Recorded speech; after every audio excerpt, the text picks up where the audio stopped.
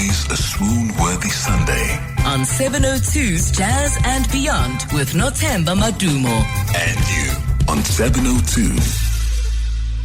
Jazz and Beyond on 702. And if by any chance you also want to share your thoughts, and maybe you did come across, you did meet the man we are celebrating today, Rashid Lombard, we welcome your comments on 072-0721-702. If you're listening on 702, that's your WhatsApp note or your WhatsApp message, or on 0725671567 if you're out in Cape Town and listening to Jazz and Beyond. In fact, someone who is in Cape Town is Rashid Lombard's son, Shadley Lombard. Hi, Shadley. Hey, are we on? Yes, we are on and we are live. I was just chatting to Kesivan. I didn't know we were on. And he's here already as well. Hi, yeah, I know we were chatting. I didn't know we were live. I hope you didn't catch anything we were talking about behind the scenes. You guys were talking behind my back, I see. Hi, Kesivan. How are you? No. There's no behind the back. We're only advancing forward.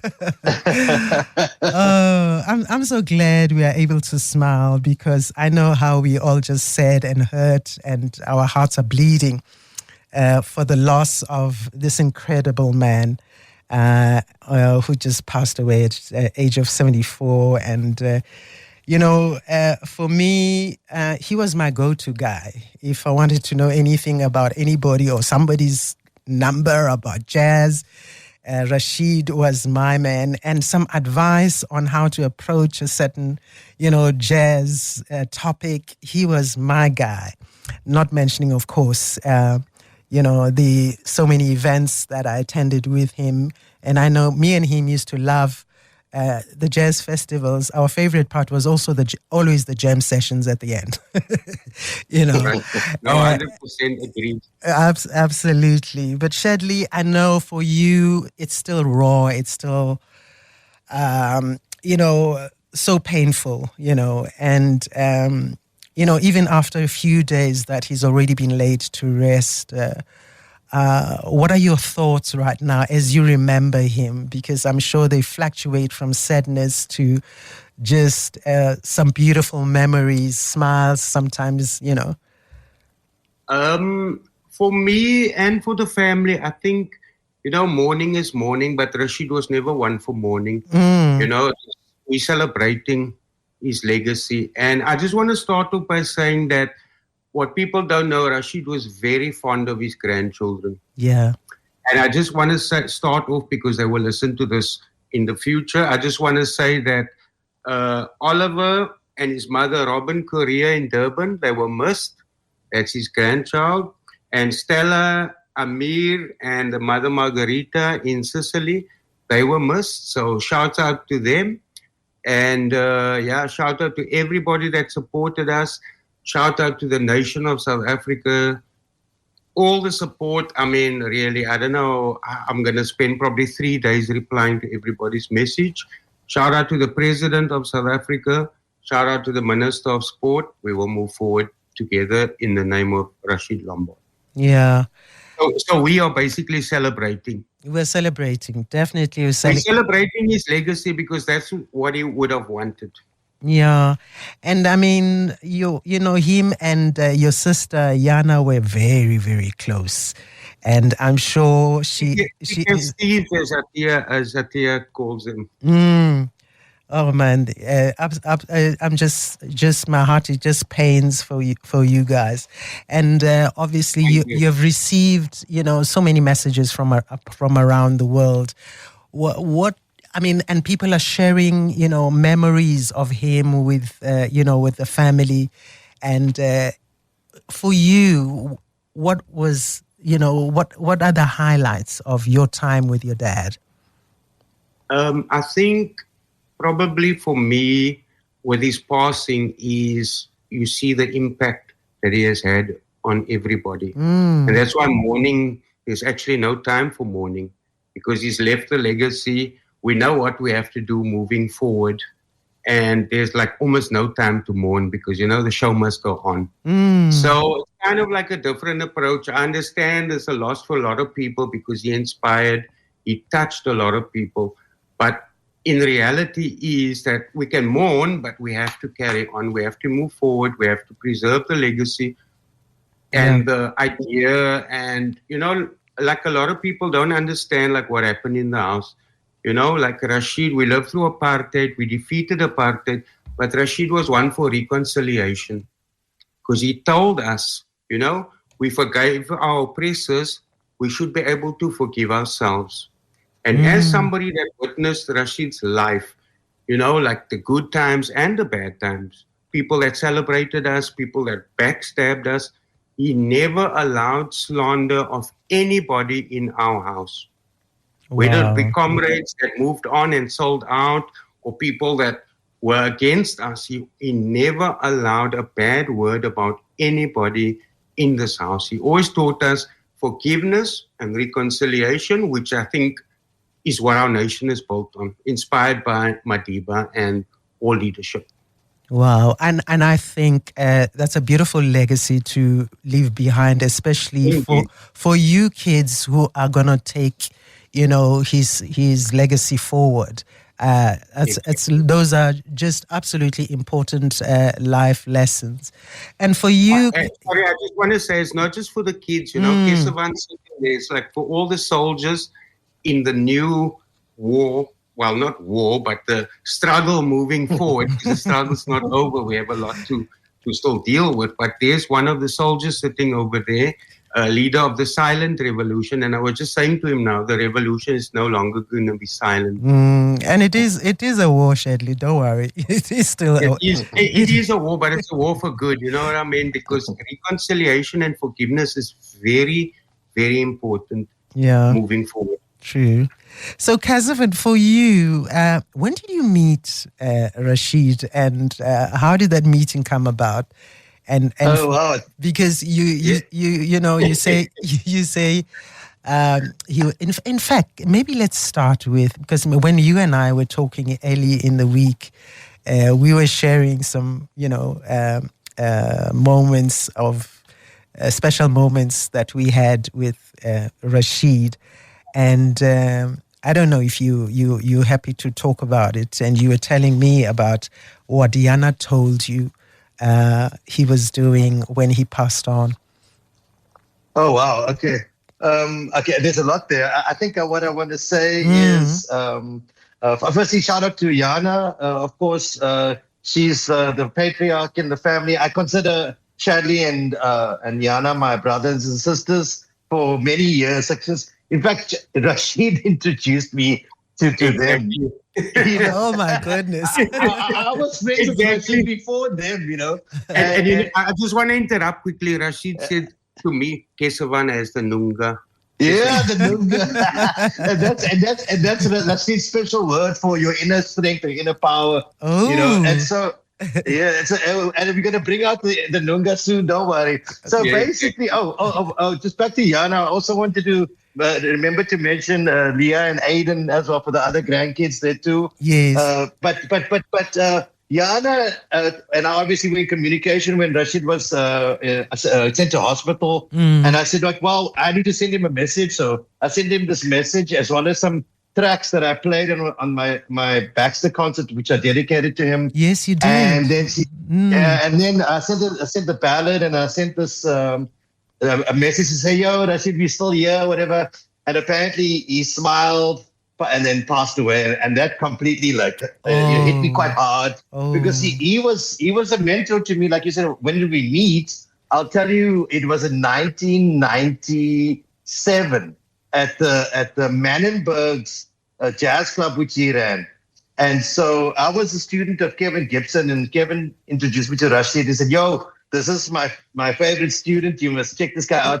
And then later on, in 1998, me and Rashid are in North Sea in Holland together. I was watching Herbie Hancock, and he just came running out, and I was the first person that he saw from South Africa, and he just he hugged me and he said, "We got the festival. We got the festival." I was like, What festival? What do we have? And then the next thing a couple of years later, it's North Sea, Jazz Cape Town. Yes. And then, so which turned into the Cape Town Jazz Festival, which, as you know, everybody knows, that is like the biggest platform musicians got, like in our generation, also the previous generations, for the world to see us. And then for the world musicians to come to South Africa and get the flavor of South Africa. I know so many musicians that have now my friends and famous cats who came to South Africa, said there was a life-changing experience, including Wayne Shorter, who came in. Rashid had the Nunga or the idea.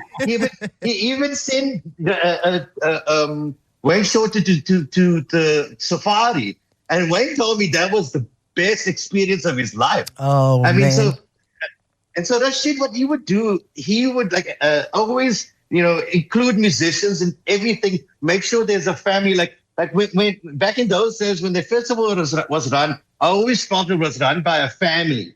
Yana and Shadley and everybody was involved in it. And then the musicians in turn, we felt like that festival was part of us. And he always had this notion of like, we are a jazz family. So I don't recognize like him going like, oh, it's that guy, like the Shadley said, oh, this guy's doing that. Like if I ever spoke badly about somebody, or even the festival, I was maybe upset about something with the musicians, whatever, he would always take me aside and very calmly, he would just say, yo, listen, this is the bigger picture. Do you see? Yes. We always make, and then he even said to me, like, seriously, like in terms of like officially, he said, because you're young, you got a lot of energy, you got a lot of talent, I'm going to be your mentor. Like he came up to me straight like that. Then he would, all of a sudden, I would get calls, and then, I was driving him around sometimes in the gold BMW. And then the next thing you know, me and Rashid are invited to the dinner of the King of Norway. And so we're the only two people there that represented jazz. There's all these like really fancy people. And I remember Rashid didn't care about your status. Yes. So the king said, he says to me, the king wants to meet everybody, so we have to stand in the queue. Rashid's like, yo, you go meet the king. I don't want to meet the king now. I can't say the colorful words he said about the king. But he wasn't interested in that kind of thing because he was about the people. And even when I started my club, Marguerite later became Straight No Chaser. I called him and George Hallett was with him, and they put the photos up in my club. And the first thing Rashid said to me, this is the club for the people. I remember I got a blessing. So I only have, to be honest with you, it's one of the few people out there where I actually only have like great memories. And even if things were difficult, he managed to, he was like a living kind of like guru in a way. True, he knew the bigger picture and he lived the bigger picture. And I'm extremely grateful to him. You know, Kesivan, the fact that we had the North Sea Jazz, which obviously became the Cape Town International Jazz Festival, and thanks to him for also just being the founder of ESP Africa that runs that, that started running that festival, so many musicians are known around the world now, South African musicians, because of that platform he created. And so many people around the world know we exist as a jazz, space that is also leading because of the platforms he created for jazz musicians with the festivals that he started out. Yeah, I mean, Rashid was a visionary. I mean, you can't take away the visionary from the company. Like, for instance, Steve Jobs was the visionary of Apple. I see Rashid like that. It's beyond just like a normal person's like interpretation of something. It's like he could see everything. And also, I can tell you, I mean, Rashid didn't play like in bands or whatever. He was the custodian of music, but he loved the music so much. He was more of a student of the music and a supporter than anybody I knew because he didn't just like book musicians or whatever. Yeah. He showed up. Yeah. And that's... Exactly. He did show up, but you know what? I just want to say that, like through apartheid, and we all went through it. We all struggled. We all were oppressed. Everybody across the board. And I think what's important is that we need to celebrate music, arts and culture. because that was Rashid's liberation. Absolutely. After a hard day of struggle, he'd go to Langa as he would tell us, I'm going to attend a function which he was the best at, and he would go and he would support it. And that's what we have to keep doing, because music is very liberating. Arts is very liberating. And talking about the arts. With our country going through a transitional phase, I think it's very important that we embrace music, arts, culture, and young people. And also the legacy of all the people that sacrificed for the future of South Africa, because Rashid loved South Africa. Yeah, he loved people. He loved the world. He never had a bad word to say about everybody. And I think the outpouring of emotion and support and is testament to that. So we, as a family, we rest easy and we celebrate him. Yeah. Tell me, Shadley, you can imagine his photography, his work, the historic images that he have, not to mention the books that he has.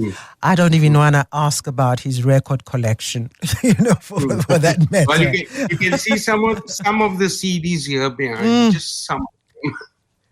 Yeah. What's going to happen to all? What's going to happen to all that? Now we're talking. Now we're talking about what going forward. Did he leave any instructions for you guys as to, what he really wants? When he passes on. He did, and I mean the way forward is not going to be easy, right? Everything is a struggle. Everything is a battle moving forward. But with what is happening forward, I think that whole thing about what people must remember, for me personally as a witness, is that reconciliation and forgiveness is very important moving forward for any project. So now we are working on the Rashid Lombard Archive project, but it's just labeled that for now. But Rashid Lombard, people were calling him, he's the custodian of many archives. George Hallett, many archives. So I think as Rashid being a custodian, I think it's very important that we work together on this legacy project, because Rashid would have wanted it. Yes. He would have wanted us all to work together. It's not just about Rashid Lombard. It wasn't really about him. He had people phone him. There was archives lying under the bed.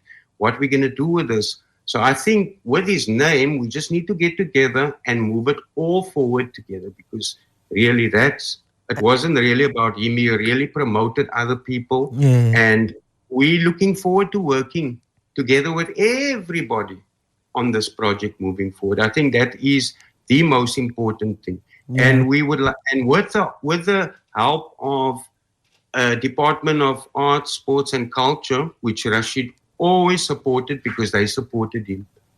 And I think with the help of that institution, any institution that want to work with us, I think we can move forward together in the name of Rashid Lombard. Beautiful. Kesivan, just your last words in terms of how you want us to remember him as one who was a very close friend of yours. I think the theme that I always got from him was that, I know we were talking about war, battle, or struggle, whatever, but I know that Rashid's mission or his strategy was the struggle or the battle to have space and sound for the sound. That his thing was always like, look, pop music is always going to be there. This music's always going to be there. But we have to now claim spaces and claim like your show, for instance, or anything that promotes our music. The music that comes from here, from South Africa, or the music that is our jazz, and or just that music that's not fed to the people. Just it's just like, you put on the radio and then all of a sudden you're forced to listen to something. Whereas our thing is just like, we got to fight for our sound space. Yeah. And I think moving forward with Rashid's legacy, I'll be very proud to be involved with Yana and Shadley and the Rashid Lombard Institute to kind of get the sound out, the music that he believed in, which is our music. That's the mission going forward. And I must admit, even though Rashid is past and it breaks my heart, I feel like super inspired now. It's almost like I have a mission now with the Lombard family to kind of move this music forward in his name and let's go, let's move. Wow. And we're gonna do it. Thank you. 100% agreed with Kesivan on that one. That's why I'm just happy, and that's why we're celebrating his life, because I think we all need to be on the same page. Yeah. Moving forward, Yeah. perfect. Oh, one last thing I have to say. Sorry. I'm sorry, wait. Before you say Kesivan, I just want to say Kesivan wrote something that really touched me. He said Rashid built stages where there was none. And I think that is very powerful words absolutely. for arts and culture. One last message, Nothemba. Yeah. If Rashid always used to say, TCB, which means take care of business. Oh, yes, and of that's course. Yes. TCB, everybody. TCB, everybody. And Nothemba, one more thing. Oh, I just yeah. want to say, Yes, I could have a long list, but I just want to say Yana, Siobhan, Zach, Daniel, their mother Heidi, Aiden, all the grandchildren, Leah, the neighbors of Burwood Road, all of them, the community, the country, everybody. Beautiful. I just want to say, and also his late granddaughter Anna, who's not with us anymore. But people must know Rashid really loved his children and his grandchildren because of the legacy. Kesivan, I can't see that message, bro. Say it. You say it. Colleen. Oh, thank you, my brother. That's why we're together. Really, a shout out to Colin, Auntie Faizu, Mapa, Granny Iris. We all, Aluta Beautiful. continue. Aluta continue. And I'm actually going to play Wayne Shorter's song in tribute to Rashid. Thank you. From the album Black. The track is called I Didn't Know What Time It Was, and I know Rashid liked Wayne very much. And also, Shadley, last thing you're saying? If you can play Beki Masaleku, Angola, I think. That was his favorite. That was his favorite track. Yeah. We'll see if we can get a hold of it and play it. Thank you so much both for making us remember him with such positivity and love, and we embrace and celebrate everything he was, what he has done, not only for the family, friends, jazz fans, but for the country and for the rest of the world to remember him too. Thank you, Nothemba. Thank you, Nothemba. Thank you, 702. Thank you, CapeTalk. Thank you, South Africa. Thank you, everybody. Thank you, Shadley.